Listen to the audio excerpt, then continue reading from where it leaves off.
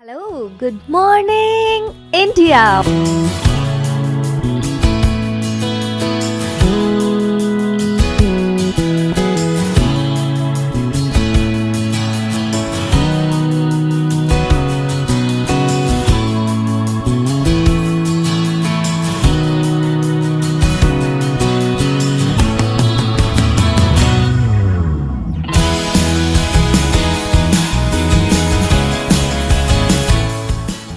Monday to Friday. Back to back classes live from studio. आज ही subscribe करें WiFi study channel को। Hello, good morning.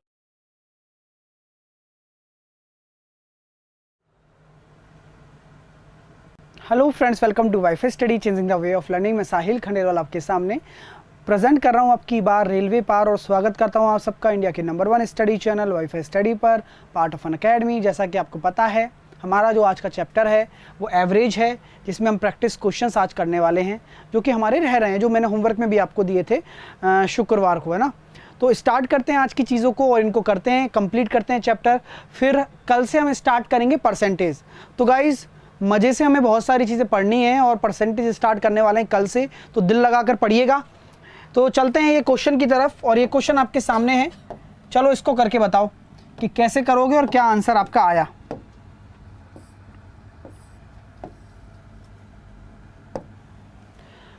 तरीका एकदम सिंपल होता है, जैसे जैसे क्वेश्चन कहे वैसे वैसे आपको डेटा निकालना है। डेटा निकालना अब जरूरी है ना। तो डेटा कैसे निकालोगे, देखो जरा। आपसे क्या बोला गया है कि ए बी सी का औसत आय दे रखी है 450, यानी कि ए बी सी की टोटल कितनी हो जाएगी तीनों की मिलाकर। ए प्लस बी प्लस सी की अगर तीनों की मिलाकर बात करूं तो 450 गुणा 3 हो जाएगी ना भाई, यही तो होगी। जल्दी से बताओ, यही होगी, यानी कि 1350 हो गई। ठीक है। ए तथा बी की औसत आय कितनी दे रखी है, ए तथा बी की औसत आय कितनी दे रखी है 400, यानी कि 400 दूनी 800, क्योंकि 2 जने हैं तो 2 का मल्टीप्लाई हो जाएगा, 2 जन है तो 2 का मल्टीप्लाई हो जाएगा। और बी और सी की कितनी दे रखी है 430, यानी कि बी और सी 430 है, तो यानी कि 2 का गुणा करूंगा तो 860, यानी कि कुल मिलाकर कितना आ गया 1660 आ गया, 1660 आ गया। और वो कितना था 1350 था। अब आपसे क्या बोला गया है, आपसे बोला गया है कि बी की दैनिक आय बताइए। अब बी की आय क्या होगी बताओ, बी की आय क्या होगी। बी की आय यही तो होगी। यहां पर अगर मैं इन दोनों को अगर ऐड कर रहा हूं, अगर इन दोनों को मैं ऐड कर रहा हूं तो बी मेरा 2 बार आ रहा है ना, तो यानी कि एक बी एक्स्ट्रा है ए बी सी में से, यानी कि कितना ज्यादा है 310 आपका आंसर हो जाएगा। ऑप्शन नंबर बी के साथ आप चले जाएंगे, उम्मीद कर रहा हूं। चलिएगा अगले प्रश्न की तरफ चलते हैं। अगला प्रश्न आपके सामने इस प्रकार है, इसको करिए और करके बताइए कि क्या आंसर आपका आया। कैसे शॉर्ट तरीके से कैसे कर सकते हैं वो भी मैं बताऊंगा, है ना। शॉर्ट तरीके से आप कैसे कर सकते हैं वो मैं बताऊंगा आपको।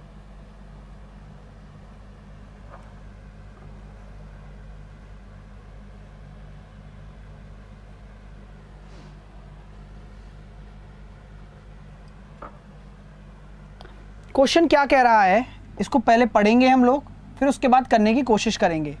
क्वेश्चन कह रहा है कि x और y की औसत मासिक आय 50-50 है। तो मेरे प्यारे भाइयों, मैं आपसे हमेशा यही कहूँगा कि आप इसको शॉर्ट लेके चलें, यानी कि 50-50 मत लीजिए इसको, आप लीजिए 50.5। उससे क्या होगा सर, उससे कैलकुलेशन छोटी होगी और आंसर भी जल्दी निकलेगा। यानी कि 50.5 का अगर दोगुना करता हूं तो ये मुझे समझ में आ गया कि x और y का औसत दे रखा था, यानी कि योग कितना आ जाएगा 101 आ जाएगा। बात समझ में आई, बात समझ में आई क्या। y और z की औसत मासिक आय कितनी है 62.5 मानिए इसको, आप कितनी मानोगे 62.5, और उसका डबल करोगे तो कितना आ जाएगा। y और z का अगर डबल करोगे तो मैं यहाँ पे कह सकता हूं ये आपका हो जाएगा 125, और x और z की कितनी है 52 है, तो आप इसको x और z को अगर ऐड करके लिखोगे तो ये कितना हो जाएगा 104 हो जाएगा। यहां तक किसी को कोई दिक्कत है तो मुझे बताओ, कोई दिक्कत आप किसी को। अब हमसे क्या बोला गया है कि मुझे x की मासिक आय चाहिए। अगर मैं इन तीनों को ऐड करता हूं तो ये क्या आ रहा है 2x plus y plus z बराबर इन सभी का टोटल, यानी कि 6 और 4 10 की 0, कैरी आया 1 यानी कि 3, और ये हो रहा है 330। यानी कि अगर मैं एक्स वाई जेड की तलाश करता हूं तो एक्स वाई जेड मेरा कितना आएगा, हम जानते हैं 150 और 25 175 आ रहा है।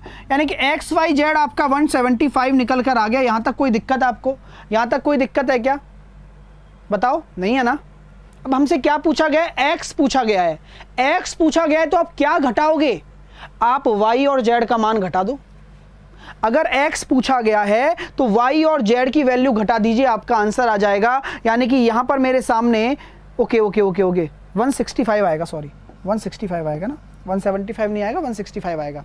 तो यहां पर मैं ये कहना चाहता हूं, अगर यहां पर आप ये घटाओगे तो आपका आ जाएगा 40, यानी कि 40,000 आपका आंसर हो गया। Option number C, option number 4000 आपका आंसर हो जाएगा, ऑप्शन नंबर सी।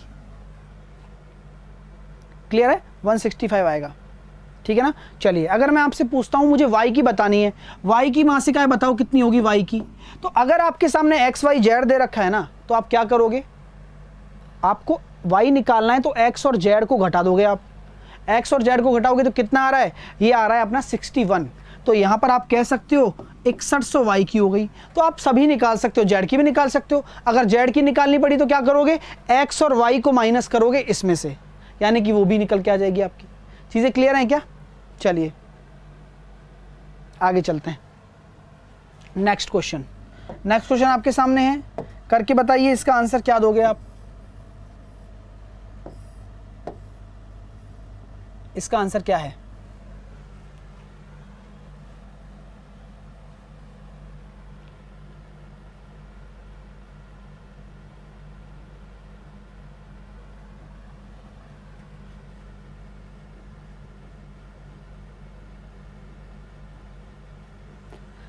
तो क्वेश्चन को पढ़ें पहले अच्छे से, फिर उसके बाद करने की कोशिश करें। किसी वर्ष में एक व्यक्ति की मासिक औसत आय 3400 है। पहले 8 महीने में, यानी कि एक वर्ष में दे रखी है, एक वर्ष में 3400 है, यानी कि मैं क्या कह सकता हूं, पूरे साल भर की बात कर रहा है, यानी कि 34 गुणा 12, ये पूरे साल भर का हो गया।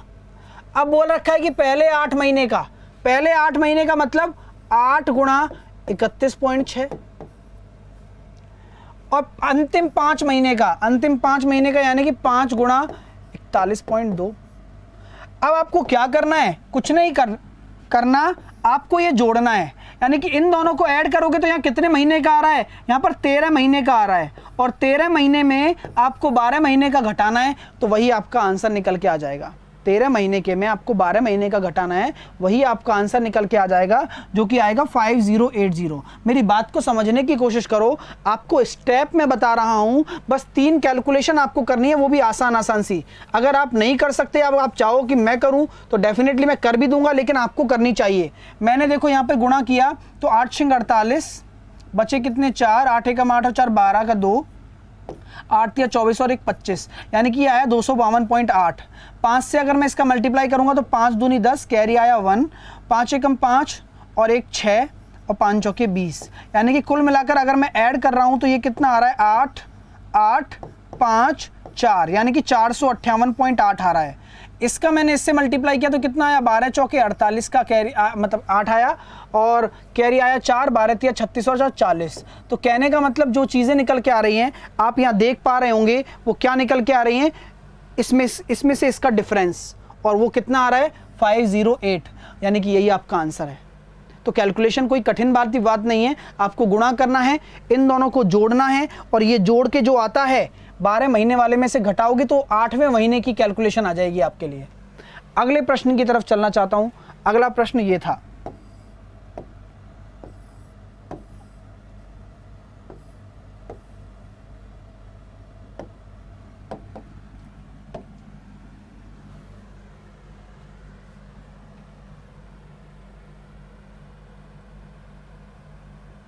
अगला क्वेश्चन ये है, और इस क्वेश्चन को देखेंगे तो आप करके बताइएगा। ए, बी और सी का औसत साप्ताहिक वेतन 4000 दे रखा है, बी सी डी का 5000 दे रखा है, तो ए का ये दे रखा है, तो डी का निकालिएगा।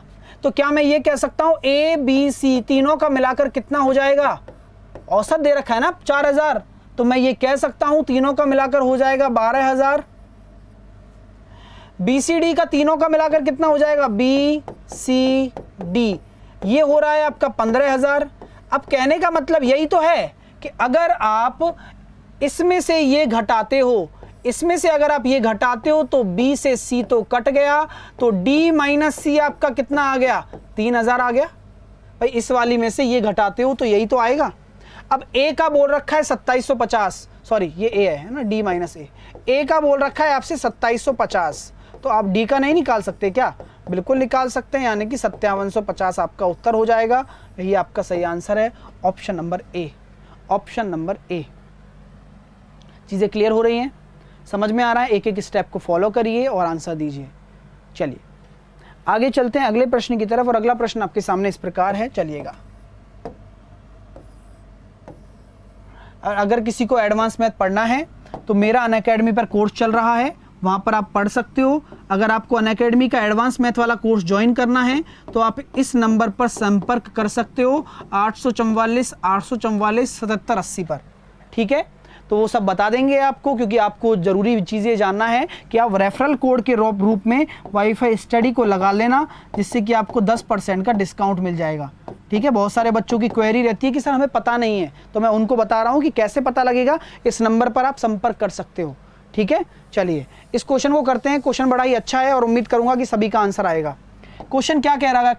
क्वेश्चन कह रहा है कि किसी फैक्ट्री में कुल साप्ताहिक पारिश्रमिक कितना रुपया है और एक कामगार का औसत कितना मजदूरी दे रखा है, 118। तो क्या मैं ये कह सकता हूँ 1534/118 करना है? अब कॉमन सेंस बताइए मुझे, आप लोग मुझे बताइएगा, आप सभी लोग मुझे बताइएगा कि 8 अगर इकाई का अंक है तो 4 कब आ सकता है? अगर मैं 8 के पाड़े में अगर जानना चाहूँ कि 4 कब आता है तो आंसर क्या आएगा बताओ? 8 के पाड़े में अगर मैं 4 बार जानना चाहता हूँ तो मैं ये कितना आएगा बताओ? तो मैं ये कहना चाहता हूँ कि इकाई का अंक 4 तभी आएगा जब 8 या 24 होगा, यानी कि इकाई का अंक 3 होना चाहिए, ऑप्शन नंबर सी। अगला प्रश्न क्या कह रहा है? इस क्वेश्चन को करिएगा, बढ़िया क्वेश्चन है सारे। ये क्रिकेट वाले क्वेश्चन है जो आपके एग्जाम में आते हैं और आपको करने भी पड़ेंगे। क्वेश्चन को पढ़ें और करने की कोशिश करें, क्योंकि आपको इसका तरीका आता है, इसलिए बोल रहा हूँ, आपको इसका तरीका अच्छे से आता है।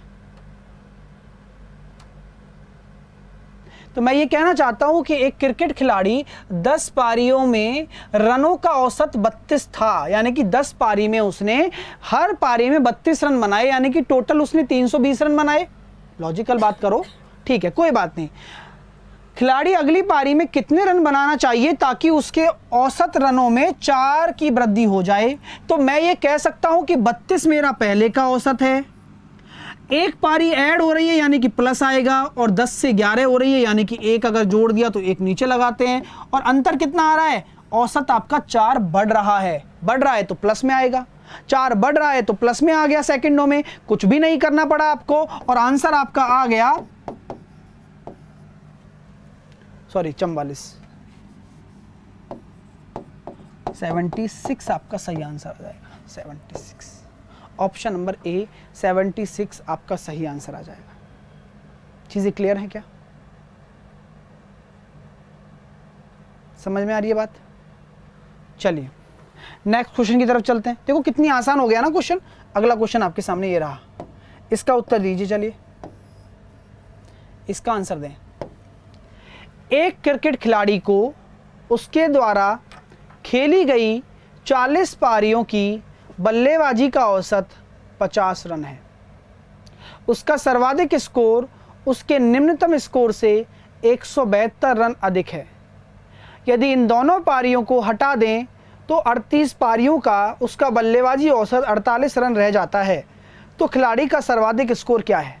सिंपल सा आपको लॉजिक बताता हूँ, सिंपल का लॉजिक बताता हूँ, सिंपल सा, बिल्कुल सिंपल लॉजिक बताऊंगा आपको, बिल्कुल दिमाग में बैठाने वाला लॉजिक बताने वाला हूँ। जरा देखिए, बोला क्या गया है कि अगर 40 पारियां होती है ना तो 50 रन औसत है उसका, तो यानी कि टोटल रन कितने हो गए? आप सब लोग बताओगे टोटल रन कितने हो गए? आप कहोगे सर ये कोई पूछने वाली बात है क्या? 2000 हो गए। 40 पारियों में 50 की औसत से आप रन बना रहे हो तो कितने हो गए? 2000 रन हो गए। अब ये 2000 रन क्या है? ये बोला गया कि उसका सर्वाधिक स्कोर उसके निम्नतम स्कोर से 172 रन अधिक है। यानी कि अगर उसका निम्नतम स्कोर x है तो सर्वाधिक स्कोर कितना हो जाएगा, x प्लस 172 हो जाएगा। यही तो बोला गया है। मैं इसको और नीचे लिख देता हूं कि उसका निम्नतम स्कोर x है तो बोला गया है कि उसका सबसे ज्यादा रन है ना उस निम्नतम स्कोर से 172 अधिक है। और यहां पर बोला, यहां पर अपना कितना था, 2000 था।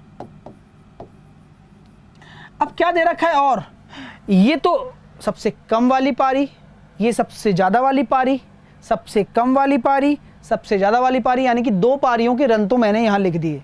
अब कितनी पारियां बची हैं, 40 पारियां थी, अब 38 पारियां बची हैं और 38 पारियों का औसत दे रखा है 48, तो यानी कि 38 गुणा 48 यहां लिख दीजिए आप। अब आपको कुछ भी सॉल्व नहीं करना, कुछ भी नहीं करना। अगर आप यहां गुणा करेंगे तो आपको समझ में आ रहा होगा कि सिंपल सा एक लॉजिक क्लियर हो रहा है कि 8 × 8 64 और 10 में से 4 जाएंगे तो 6, यानी कि कितना बचेगा, 2x प्लस 174 बराबर आपका बच रहा है कितना, 100, जल्दी से 172 है ना, बराबर आएगा 176। यानी कि x बराबर कितना आ जाएगा, 2 आ जाएगा। x बराबर अगर 2 आ गया तो सब सर्वाधिक स्कोर कितना था, 174 रन उसने बनाए थे। ऑप्शन नंबर डी के साथ आप चले जाएंगे।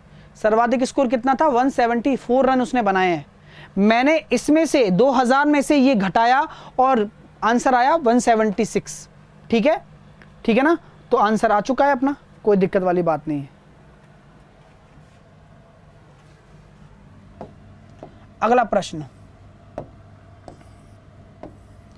अच्छा क्वेश्चन है, थोड़ा दिमाग लगाना पड़ेगा और उम्मीद करूंगा कि आप सही आंसर दे दें सब लोग।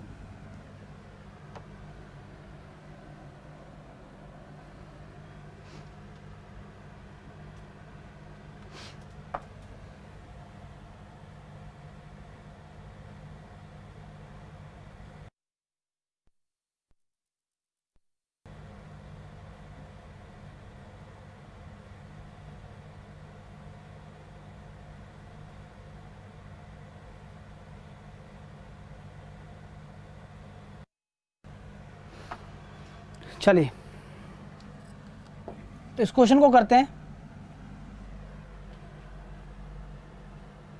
तो यहां पर क्या बोला गया है कि क्रिकेट के किसी खिलाड़ी का उसके द्वारा खेली गई 8 पारियों में बनाए गए रनों को का कोई औसत है, हमें नहीं पता कितना है।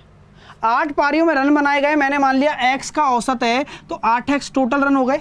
हाँ या ना बोलो, हाँ या ना बोलो कि 8x आपके टोटल रन हो गए। अब 9वीं पारी में वो 100 रन बनाता है, यानी कि 9वीं पारी में वो 100 रन बनाता है, जिससे उनके रनों के औसत में 9 की वृद्धि हो जाती है।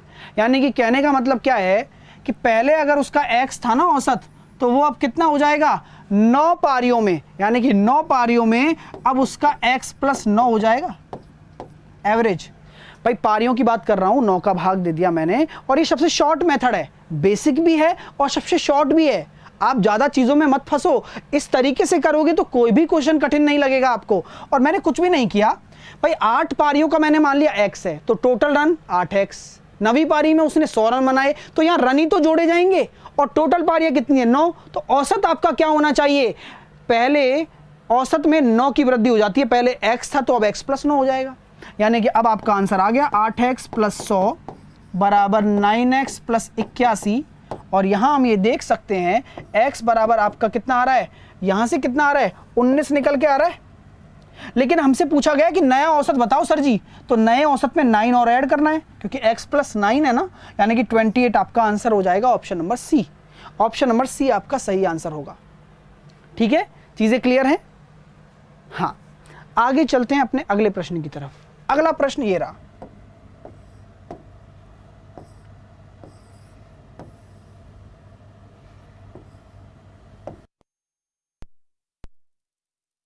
क्वेश्चन है, थोड़ा दिमाग से करना।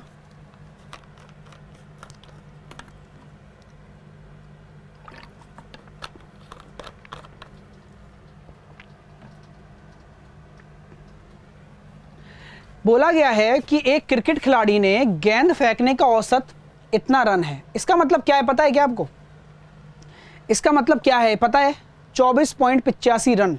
यानी कि हर 24.85 रन देने के बाद वो एक विकेट लेता है। भाई यही तो औसत है उसका। एवरेज का मतलब यही तो होता है, एक बॉलिंग वाला है ना, बॉल करने वाला अगर एवरेज की बात की जाए तो यही तो बात है कि हर विकेट कब लेगा, 24.85 रन देने के बाद मिलेगा। बोला गया है कि एक मैच में 52 रन देकर 5 विकेट गिराए, ठीक है, यानी कि 52 रन देकर 5 विकेट गिराए, उसके बाद उसका औसत 0.85 कम हो गया, यानी कि एवरेज अगर कम हो गया इसका मतलब उसने बॉलिंग अच्छी की है। एवरेज अगर कम हो गया उसका मतलब उसने बॉलिंग अच्छी की है ना। समझ में आ रही है बात, चीजें क्लियर हो रही है क्या?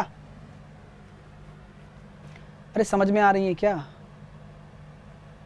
एवरेज कम हो गया यानी कि बॉलिंग अच्छी की है, तो अंतिम मैच में खेलने तक उसके द्वारा गिराए गए विकेटों की संख्या बतानी है। तो क्या मैं ये कह सकता हूं कि 24.85 रन उसका अगर रन औसत है तो मैं मान लेता हूं उसने कितने विकेट लिए, एक्स विकेट लिए। हमने क्या माना कि उसने एक्स विकेट लिए तो कितने रन दे देगा, तो क्या मैं ये कह सकता हूं इतने रन दे देगा वो शुरू में।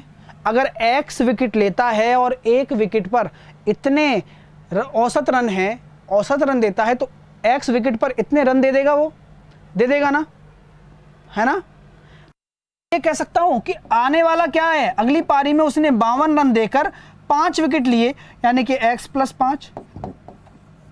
अब नया औसत क्या हो जाएगा आपका, नया औसत जो दे रखा है 24.85, ये जो औसत निकाला है ये किसका है, ये विकेट का है ना। यानी कि जो आपका औसत है नया वाला वो कितना हो जाएगा, 0.85 कम हो गया। यानी कि अगर आप इसको यहाँ 24 लिखते हो तो इसके बाद देखो कितनी कैलकुलेशन करनी पड़ रही है आपको। तो यहां पर आप देखिए 24x + 120 बराबर 24.85x + 52। यहां पर ये माइनस होगा, यानी कि हम ये कह सकते हैं 120 में से अगर 52 जाएंगे तो 68 बचेंगे, और 68/0.85 ये x की वैल्यू है। आप 2 जीरो करोगे तो 17 × 5 = 85, 17 × 4 = 68, यानी कि x बराबर आ जाएगा आपका 80, x बराबर आ जाएगा आपका 80। यानी कि हम ये कह सकते हैं कि क्या आंसर हो गया आपका, है ना, 80 होगा, ठीक है। पटवारी की क्लास है क्या, बताओ प्लीज, क्यों नहीं है पटवारी क्लास? पटवारी क्लास है और क्यों नहीं है? चीजें क्लियर हैं क्या, बोलो, चीजें क्लियर हैं? कुछ लोग इसका 64 आंसर दे रहे हैं, है ना। अब बातों को समझने की कोशिश करना कि क्या इसका सही आंसर 80 है ना। चीजों को क्लियर करो।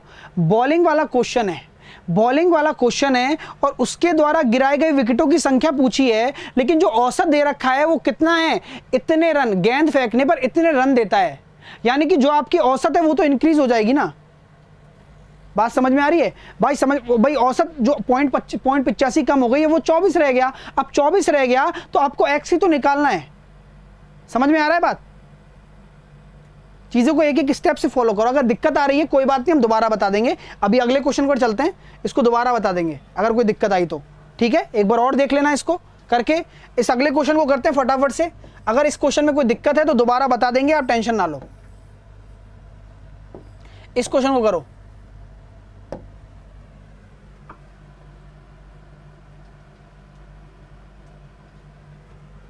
चलो, क्वेश्चन क्या कह रहा है, 14 छात्रों का,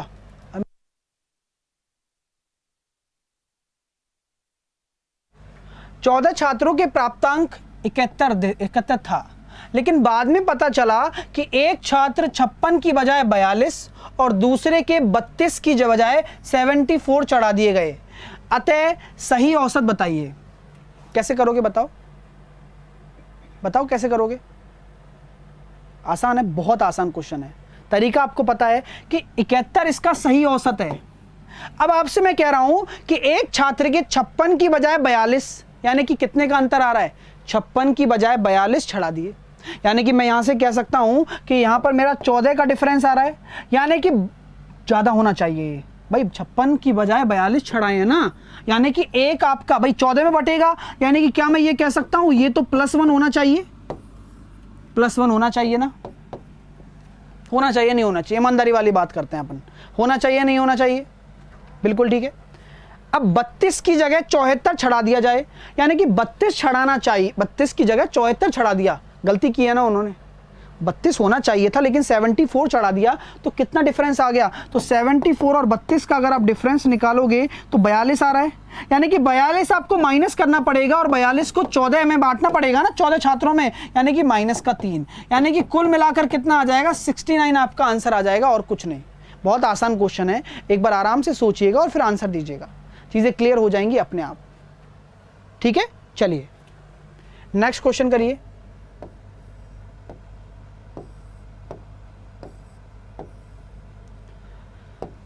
किसी परीक्षा में 8 विद्यार्थियों द्वारा प्राप्त अंकों का औसत 51 है, अन्य 9 विद्यार्थियों द्वारा प्राप्त अंकों का औसत 68 है, तो पूरे 17 विद्यार्थियों द्वारा प्राप्त अंकों का औसत कितना होगा? आसानी से कर सकते हो भाई, सब लोग आसानी से कर सकते हो, बोलो। यहाँ पर बोला गया है कि 8 विद्यार्थियों द्वारा 51, तो आप एलिगेशन लगा सकते हो ना इसमें, 8 विद्यार्थियों का 51 है, 9 विद्यार्थियों का 68 है, पूरे का आपको निकालना है, वो किसके रेशो के बराबर हो जाएगा? ये रेशो किसके बराबर होगा? ये रेशो बराबर होगा ना 8:9 के, तो ये 8:9 के बराबर होना चाहिए। तो मैं जानता हूं 68 में से आपके x जाएंगे और x में से आपके 51 जाएंगे, तो ये 8:9 के बराबर होना चाहिए। यहां से आपका x निकल जाएगा।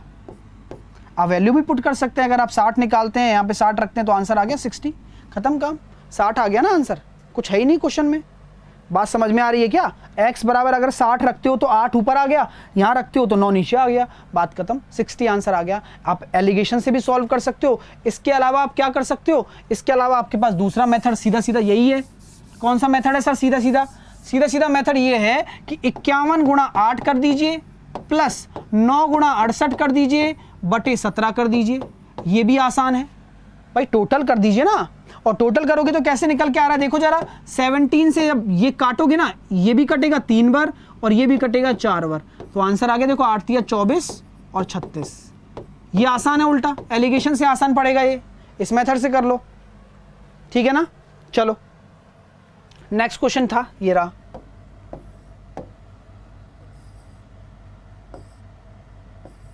क्वेश्चन क्या बोला गया है कि किसी परीक्षा में 120 प्रत्याशियों द्वारा प्राप्त अंकों का औसत 35 है, उत्तीर्ण परीक्षार्थियों द्वारा प्राप्त अंकों का औसत 39 और अनुत्तीर्ण के द्वारा प्राप्त अंकों का औसत 15। तो आप आसानी से इसको कर सकते हो भाई, आसानी से सब लोग कर सकते हो। टोटल 120 है और टोटल का औसत दे रखा है 35। मैं ये कह रहा हूं पास का कितना है? पास का 39 है, फेल का कितना है? फेल का आपका है 15 और 35 दे रखा है बीचों बीच।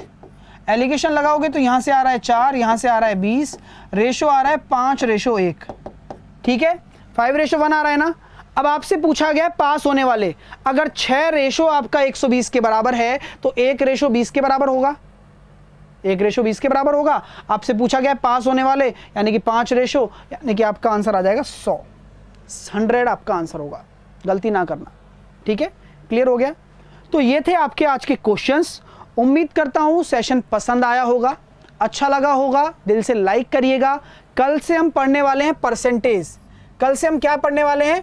परसेंटेज। और उम्मीद करूंगा कि आप शुरू से आएंगे तो समझ में शुरू से आएगा, अगर आप नहीं आएंगे तो कुछ भी समझ में नहीं आएगा। तो ये तो निश्चित है, अगर आप रेगुलर हैं तो आप बहुत कुछ सीखने वाले हो। क्लास अगर अच्छी लगी है तो दिल से लाइक कर दीजिए, जितने भी मेरे प्यारे स्टूडेंट देख रहे हैं।